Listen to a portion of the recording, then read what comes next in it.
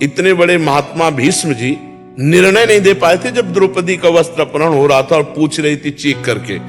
तो जब उपदेश कर रहे थे ना सरसैया में पड़े हुए, बोले बहुत धर्म का निर्णय कर रहे हो इस समय। तो उनका बेटी उस समय मेरी बोलने की सामर्थ्य नहीं थी, क्योंकि पापी दुर्योधन का अन्न खाया था। बहुत प्रभाव पड़ता है।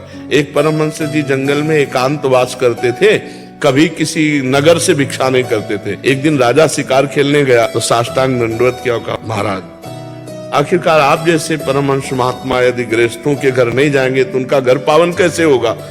विनय जोर कर गई और महात्मा जी उनके यहाँ भिक्षा पाने गए।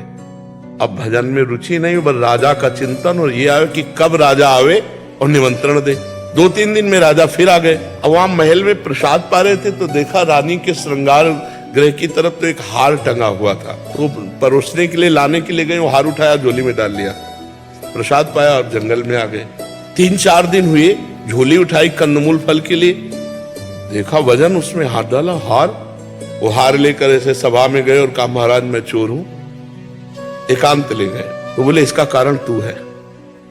राज अन्न पाने से मेरी बुद्धि भ्रष्ट हुई, रजोगुण चढ़ा और मैंने चोरी की। तो अन्न का प्रभाव, संग का प्रभाव, परमाणु आसपास वातावरण का प्रभाव उसके ऊपर पड़ता है जो निरंतर भजन नहीं करता। जिस क्षण सुमिरन भजन छूटा कुसंग का प्रभाव पड़ जाएगा। तो ऐसे हम समाज में रहे, नाम जब न छूटने पावे और आहार शुद्ध रहे तो कोई नहीं बिगाड़ सकता।